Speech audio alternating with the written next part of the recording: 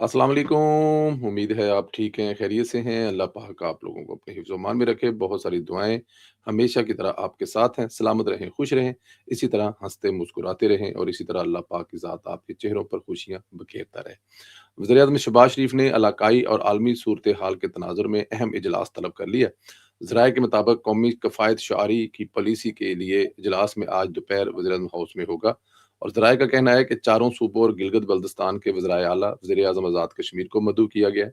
इजलास में मुल्क की मजमूई सूरत-ए-हाल और मुआशी सूरत-ए-हाल का जायज़ा लिया जाएगा। इजलास में सूबों और वफ़ाक के दरमियान इत्तफ़ाक़ राय से कफ़ायत शारी पॉलिसी की मंजूरी दी जाएगी। मौजूदा हालात में अवाम को रिलीफ फराहम करने के लिए मुश्तरका लाहे अमल तश्कील दिया जाएगा। ज़राए के मुताबिक इजलास में अहम फैसले मुतवक्का है, जिसके तहत सरकारी रवाबत ज़ूम पर अंजाम देने की तजवीज़ है। इजलास में school, colleges, classes online, office में होमवर्क पॉलिसी भी ज़ेरे गौर लाई जाएगी। बहुत सारी चीज़ें हैं। अब ज़ाहिर है ये मुश्किल तरीन वक़्त है, ना कि सिर्फ़ पाकिस्तान पर बल्कि पूरी दुनिया पर। अ, ईरान और इस वक़्त जो अमेरिका की जंग है, उस जंग में ईरान तो चलो जो पिसा है वो पिसा है, या ईरान पे जो मुश्किलात हैं वो हैं ही हैं। अमेरिका तो बैठा दूर हुआ है, उसको शायद कुछ फ़र्क पड़ रहा है या नहीं पड़ रहा। उसके जो बिलियन और ट्रिलियन का जो नुकसान होगा वो फिर नए नोट छाप के पूरा कर लेगा। असल नुकसान तो इस खित्ते का है, असल नुकसान तो जो है वो यूरोपियन यूनियन से लेकर एशिया के रीजन के ममालिक और ख़ास तौर पे जो मशरिक़ वुस्ता के साथ लिंक्ड मुल्क हैं उनका है।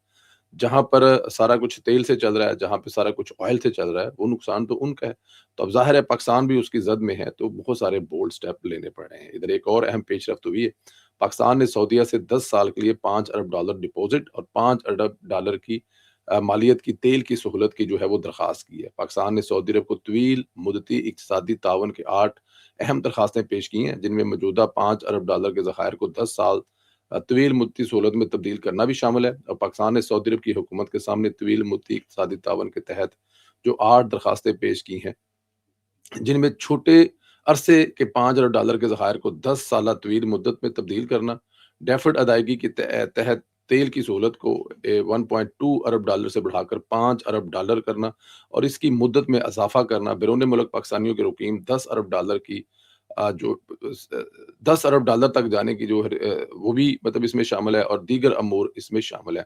मेरे ख़्याल में सऊदी अरब के साथ इसको लेकर बहुत सारे लोगों को तकलीफ़ हो रही है कि पाकिस्तान माँग रहा है, पाकिस्तान दरख्वास्त कर रहा है और बहुत सारे लोग जो हैं उनको मतलब ज़ाहिर है मौज़ू चाहिए होता है बात करने के लिए, उसमें से कुछ निकले या ना निकले। और मेरी दरख्वास्त उनसे ये है कि वो एक तरफ तो ये देख रहे हैं कि पाकिस्तान इन तमाम चीज़ों के लिए सऊदी अरब से रिक्वेस्ट कर रहा है। क्या पता है सऊदी अरब हमसे क्या-क्या तरले कर रहा है? क्या सऊदी अरब के साथ हम कैसे खड़े हुए हैं? क्या सऊदी अरब को बचाने के लिए हमने क्या किया है और हम किस लेवल पे चले गए हैं? क्या पता है कि सऊदी अरब में हम अपना कौन-कौन सा सामान लेकर जाकर बैठ गए हैं कि वहाँ पर अगर कोई ऐसी बात होगी तो हम पर हमला होगा। तो एक तरफ पाकिस्तान जो है देखें इस वक़्त दुनिया में 2 मुल्क हैं, एक अमेरिका है और एक पाकिस्तान है। दोनों जो हैं वो किसी दूसरे मुल्क के साथ ऐसे मुआहदे कर रहे हैं कि जिसमें वो उस मुल्क की हिफाज़त यकीनी बनाएँगे। अमेरिका ने अभी रिसेंटली कतर और दूसरे ममालिक के साथ मुआहदा किया।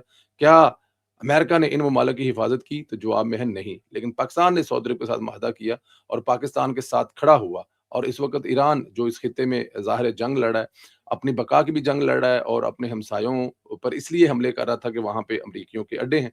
लेकिन क्या अमेरिका क्या इस वक़्त ईरान ने हमला किया सऊदी अरब पर? नहीं। ईरान को बताया गया कि ईरान अगर आप सऊदी अरब पर हमला करते हैं तो ये पाकिस्तान पे हमला कंसीडर होगा। तो एक तरफ पाकिस्तान जो है इस लेवल का अमेरिका के सऊदी अरब के साथ खड़ा है, तो क्या पाकिस्तान अगर सऊदी अरब के लिए अपनी कुर्बानियाँ दे रहा है, अपना सारा कुछ जो है अपने तलक़ात से लेकर, गल्फ़ से लेकर ईरान के दाँव पे लगा रहा है, तो सऊदी अरब पाकिस्तान के लिए सब कुछ नहीं करेगा? ज़रूर करेगा। तो ये दोनों दुनिया में जो है वो लेन-देन है। अगर आप किसी के लिए अच्छा कर रहे हैं, तो वो आपके लिए अच्छा करेगा, किसी के लिए बुरा कर रहे हैं, तो वो बुरा करेगा। अब ये बात समझाने के लिए मेरे ख़्याल में जो दानशवड़ है ना, उन दानशवरों को ये बात समझाना मुश्किल है कि भाई अल्लाह वास्ते कोई किसी के लिए नहीं करता। अल्लाह वास्ते किसी के लिए कोई कुछ नहीं करता। बस लोग यहाँ पे अपनी-अपनी नौकरी ढूँढते हैं और नौकरी ढूँढने के लिए वो किस हद तक चले जाते हैं वो मतलब कि वो फिर ये भी नहीं देखते कि इसमें पाकिस्तान की इज़्ज़त कहाँ छुपी हुई है, पाकिस्तान के ऊपर क्या अटैक कर रहे हैं, पाकिस्तान को कहाँ गंदा कर रहे हैं। तो ज़रा थोड़ा-सा ज़हन घुमा लें कि अगर पाकिस्तान सऊदी अरब से दरख्वास्त कर रहा है, तो सऊदी अरब के लिए पाकिस्तान ने क्या किया? ये लेन-देन है, ये दुनिया में चलता है और इसी तरह चलेगा। मशरिक़ वस्ता में बढ़ती कशीदगी के बायस आलमी मंडी में ख़ाम तेल की कीमतें बुलंद तरीन सतह पर पहुँच गई हैं। रिपोर्ट के मुताबिक मशरिक़ वस्ता जारी जंग और अमेरिका के अपनाए हरमुज़ खोलने में नाकामी के बाद आलमी मंडी में ख़ाम तेल की फ़ी बैरल कीमत $100 से ऊपर चली गई है। برینڈ خام تیل کی قیمت 23% اضافے سے $114.36 فی بیرل تک پہنچ گئی ہے، جبکہ امریکی خام تیل 27% سے بڑھ کر $115.11 فی بیرل کا ہو گیا ہے۔ اور ماہرین کا کہنا ہے کہ مشرق وسطیٰ میں جنگ طویل ہوئی تو تیل کی قیمت $120 فی بیرل تک بھی جا سکتی ہے۔ تیل کی یوں عالمی مارکیٹ میں قیمتوں کے اضافے کے باعث پاکستان میں یہ قیمتیں بڑھ سکتی ہیں، ڈیفینیٹ بڑھیں گی، نہ کہ پاکستان میں بلکہ پوری دنیا میں۔ کل رات کو میں نے ایک ویڈیو جو ہے وہ، کیونکہ میں دیکھ رہا تھا کہ ہالینڈ میں تیل کی قیمتیں کیا ہے، کوریا سے ایک ویڈیو ہمیں نظر آئی کہ وہاں پہ تیل کی قیمتوں میں کتنی بڑی ہیں۔ جو پرتگال ہے وہ کہہ رہا ہے جی کہ ہمارے پاس اگلے کچھ دنوں کے بعد ڈیزل دینے کے لیے لوگوں کو نہیں ہوگا۔ انگلینڈ میں گیس کا ایشو ہے، 2 دن کی گیس رہ گئی ہے، اس کے بعد انگلینڈ میں اب گیس والی جو گاڑیاں ہیں اس کو آپ کو گھر پہ پارک کرنا پڑے گا۔ اور اس کے علاوہ یورپ، جرمنی، اوکے ٹھیک ہے، کسی کے پاس 10 دن کا ہوگا، کسی کے پاس مہینے کا ہوگا، لیکن اگر مہینے کا وہ اسی طرح استعمال کرتے رہے کہ انہوں نے اپنی پیچھے سے اگر ان کو مطلب کہ سامان رسد نہیں پہنچتا اور وہ استعمال کرتے رہے تو وہ مہینے بعد وہ بھی ختم ہو جائے گا۔ یہاں پہ لگتا ہے کہ مہینہ بڑا لمبا ہوتا ہے۔ آپ یہ دیکھیں رمضان کے روزے جو ہیں وہ 20 ہو چکے ہوئے ہیں، تو پتہ لگا رمضان کب شروع ہوا تھا اور 20 روزے مکمل بھی ہو گئے ہیں، تو ٹائم کے گزرتے پتہ نہیں لگتا۔ تو اس لیے پاکستان میں جو لوگ اس کی کمپلین کر رہے ہیں، اچھا مجھے ایک بات بتائیں، یہ وہی لوگ ہیں جو چاہتے ہیں کہ پاکستان ایران کے ساتھ کھڑا ہو جائے اور امریکہ پر حملہ کر دے۔ 55 روپے پیٹرول ان سے برداشت نہیں ہوا۔ 55 روپے پیٹرول مہنگا ہوا ہے کہ جو جینون ریزن کی وجہ سے مہنگا ہوا وہ ان سے برداشت نہیں ہو رہا۔ وہ کہتے ہیں نہیں، وہ اسی قیمت پہ لے کے آؤ اور یہاں سے پاکستان سے بیٹھ کر امریکہ پہ حملہ کر دو ایران کے ساتھ کھڑے ہو کر۔ اور مجھے ایک بات سمجھ نہیں آتی کہ پاکستان میں رہنے والے جو ہیں وہ ایران چلے جائیں، جن کو بڑی تکلیف ہو رہی ہے، جن کو بڑا دکھ ہو رہا ہے، مطلب کہ آپ ایک طرف تو ایران والی جنگ لڑنا چاہتے ہیں، دوسری طرف آپ کسی قسم کی کوئی تکلیف بھی نہیں اٹھانا چاہتے، بٹ اینی ہاؤ یہ بس پاکستانیوں دا کو اپنا میں کی کہاں بس ہونا۔ اسپین کے وزیر اعظم نے ایک بار پھر ایران پر اسرائیلی اور امریکی حملوں کے خلاف جو ہے وہ آواز اٹھائی ہے۔ ایک تقریب سے خطاب میں اسپین کے وزیر اعظم نے کہا ہے کہ گزشتہ چند روز سے کچھ لوگ کہہ رہے ہیں کہ ایران جنگ کی مخالفت کر کے اسپین دنیا میں تنہا رہ گیا ہے۔ انہوں نے کہا یہ وہی لوگ ہیں جنہوں نے اس وقت بھی یہ باتیں پھیلائی تھی جب اسپین نے فلسطین کو بطور ریاست تسلیم کیا تھا، پھر اس کے بعد دیگر ملکوں نے بھی یہی قدم اٹھایا تھا۔ ہم تنہا نہیں، ہم پہل کرنے والے ملک ہیں۔ اب دیگر ملک بھی ایران جنگ کی مخالفت کر رہے ہیں، آخر میں وہی لوگ تنہائی کا شکار ہوں گے جو اس جنگ کی حمایت کر رہے ہیں۔ بالکل بات ٹھیک ہے۔ اسپین نے اس وقت بھی بہادری دکھائی تھی، دنیا میں پہلا ملک تھا جس نے فلسطین کو آزاد ریاست تسلیم کیا تھا، اور ابھی بھی جنگ کے خلاف آواز اٹھانے والا پہلا ملک ہے۔ اور اب دنیا کا ہر ملک ہی کہہ رہا ہے کہ یہ جنگ بے تکی ہے، اس کا کوئی تک ہی نہیں بنتا، پوری دنیا کو ایک مصیبت میں ڈال دیا ہے۔ آیت اللہ خامنہ ای کے بیٹے مجتبیٰ خامنہ ای کو نیا سپریم لیڈر جو ہے وہ سپریم لیڈر ایران نے چن لیا ہے جی۔ ایران کی مجلس خبرگان نے قوم سے اتحاد برقرار رکھنے، ایرانی عوام سے نئے سپریم لیڈر سے وفاداری کا عہد کرنے کی بھی اپیل کی ہے۔ ایرانی مجلس خبرگان کا کہنا ہے کہ موجودہ حالات میں قومی اتحاد اور یکجہتی کی ضرورت ہے۔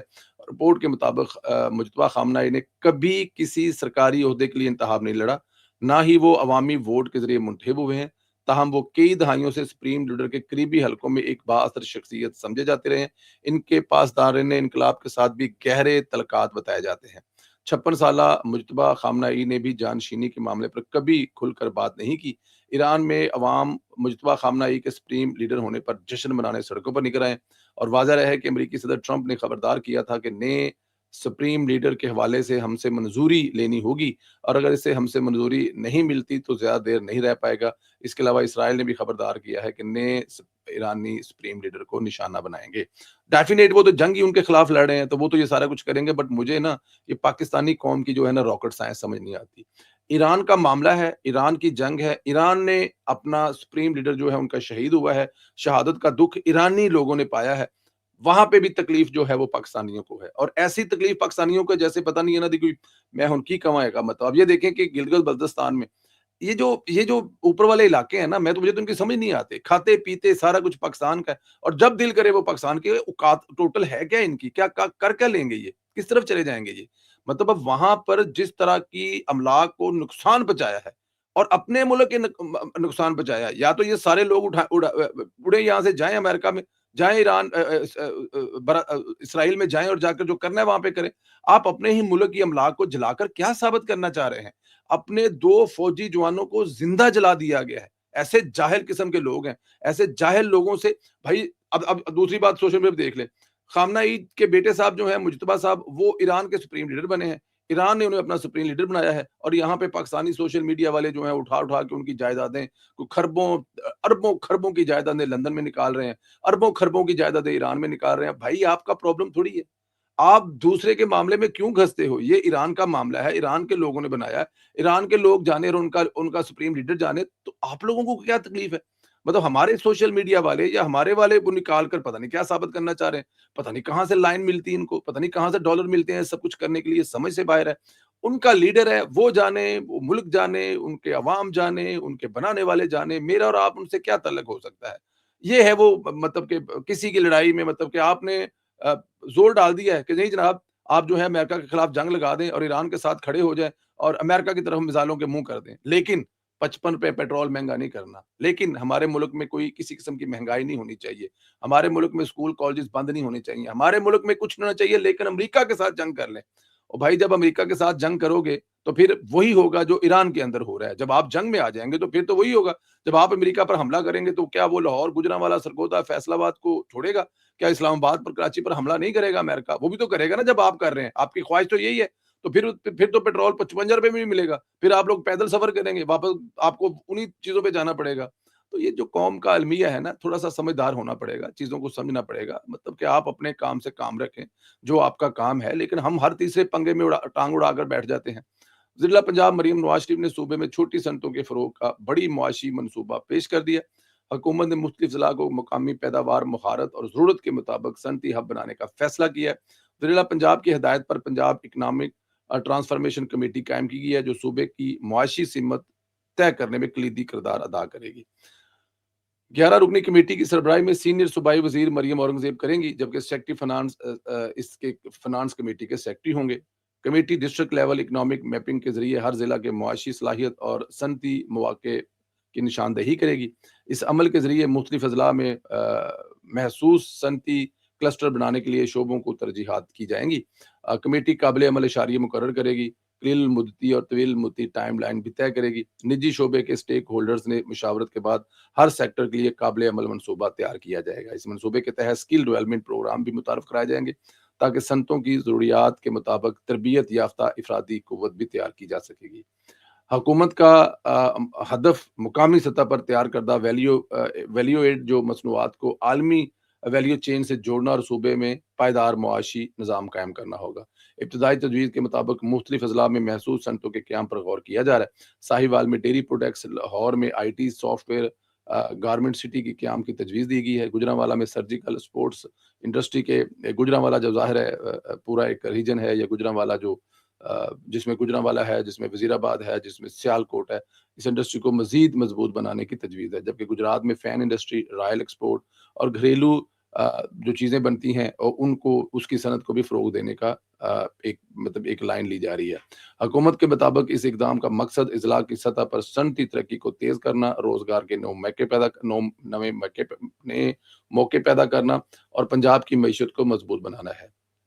میرے خیال میں یہ مریم نواز صاحبہ کا بڑا اہم کام ہے.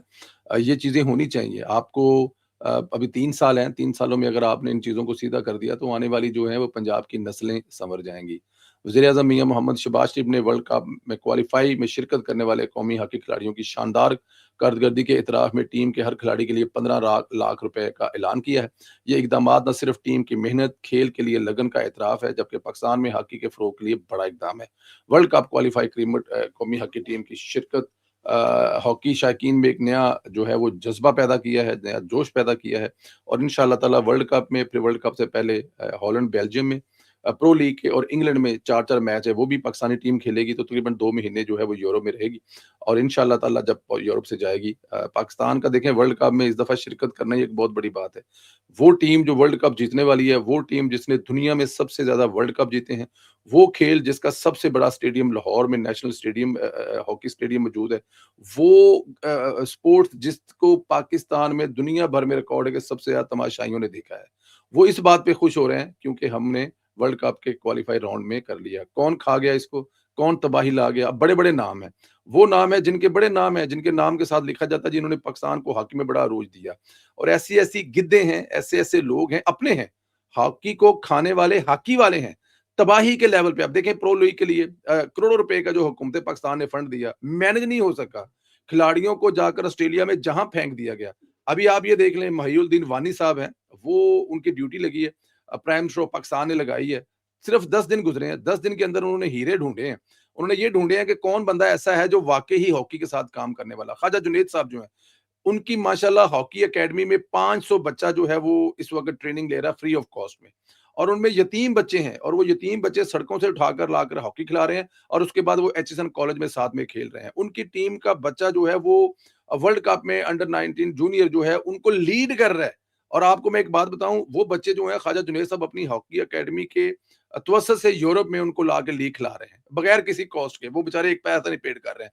तो ऐसे बंदे को उठाया गया, महिउद्दीन साहब ने ख्वाजा जुनैद साहब की ड्यूटी लगाई, पिछले 2-4 साल का रिकॉर्ड देखते हुए कि ये बंदा कर क्या रहा है। ये बंदा यूरोप से टीमें लेके आ रहा है, ये बंदा अपनी जेब से पैसे लगाकर हॉकी ठीक कर रहा है। और देखिए खुदा की बरकत, अल्लाह ताला की ज़ात ने ख्वाजा जुनैद साहब को इतनी इज़्ज़त दी कि वो आज इज़्ज़त और एहतराम से, एक अगर उनसे पूछा जाए, एक तो वो जब वर्ल्ड कप जीत के आते थे या ओलंपिक जीत के आते थे और आज वो अपनी टीम को क्वालीफाई करा के लेके आ रहे हैं, तब भी हीरो थे वो, आज भी हीरो हैं। तो जब कोई राइट पर्सन राइट जॉब के लिए मिल जाएगा ना, तो उसके बाद फिर यही होगा। मैं ऐसे-ऐसे दुःख हैं हॉकी के, मैं आपको बताऊँ नाम लेके, ऐसी-ऐसी गिद्दें छुपी हुई हैं, ये अभी जिनको निकाला ना, इतनी बड़ी-बड़ी गिद्दें थी और ये गिद्दें इंतज़ार कर रही थी कि पाकिस्तान की टीम जो मिस्र गई है वहाँ से हार के जाए, तो ये यहाँ पर शोर करें, देखें जी, कर लिया शौक पूरा ख्वाजा जुनैद को लगा के, कर लिया शौक पूरा महिउद्दीन वानी को लगा के। लेकिन अल्लाह ताला की ज़ात साफ नीयतों को जो इज़्ज़त देता है, अगर आप अंदर से साफ हैं, अंदर से कुछ करना चाहते हैं, मुल्क के लिए कुछ करना चाहते हैं, वतन के लिए, धरती के लिए, मिट्टी के लिए कुछ करना चाहते हैं, तो खुदा की ज़ात भी आपके साथ खड़ी हो जाती है। तो ये जो बच्चे हॉकियाँ लेके घूम रहे थे, गोल कर रहे थे, रब की ज़ात भी इनके साथ शामिल थी, क्योंकि इनका भी जज़्बा था कि हमने अपने मुल्क के लिए लड़ना है। और वहाँ पर जो किया गया इनके साथ, या पिछले पिछले 20 आप देखें कि 2004-5 के बाद आज तक पाकिस्तान में कोई गोरे कोई यूरोपियन टीम गई नहीं है, सिवाय ख्वाजा जुनैद साहब। और जो हमने कोशिश की और हम लेके गए और वो स्टेडियम फिर दोबारा भरे, लेकिन इस साल फिर हमने फिर हिम्मत नहीं की, क्योंकि वहां पर वो जो गिद्दें बैठी हुई थी हॉकी में, वो चाहती नहीं थी। मैं आपको ये बताऊं कि वो हम लोग मतलब कि टीमें लेके गए, नेशनल टीम अंडर 19 जो वर्ल्ड चैंपियन जर्मनी की, वो लेके चले गए हैं। हॉकी फेडरेशन का कोई बंदा वहां पे मौजूद नहीं है वेलकम करने के लिए। उन्होंने मौत पै गई है कि यार ये गोरे कहाँ से आ गए, ये क्यों लेके आ गए, हमारी तो रोजी रोटी है। एक टके की उनको मतलब कि इन्वेस्टमेंट नहीं है पाकिस्तान हॉकी फेडरेशन की उस दौर में जो की गई हो। लेकिन अल्लाह का शुक्र था, हमने किया। अब नए लोग आए हैं, इंशाल्लाह ताला अगले साल से आप हॉकी की रौनकें देखेंगे। हमने भी अपने तलकात बहाल कर दी हैं। अगले साल इंशाल्लाह ताला कोशिश करेंगे कि हॉकी का पूरा मेला लगे। अल्लाह पाक आपको अपने हिफ्ज़-ओ-मान में रखे। हमारी बहुत दुआएँ आपके साथ हैं, सलामत रहें, खुश रहें। इसी तरह हँसते मुस्कुराते रहें। अगले वीलॉग में आपसे फिर मुलाकात होगी, तब तक के लिए इजाज़त दें। अल्लाह हाफ़िज़।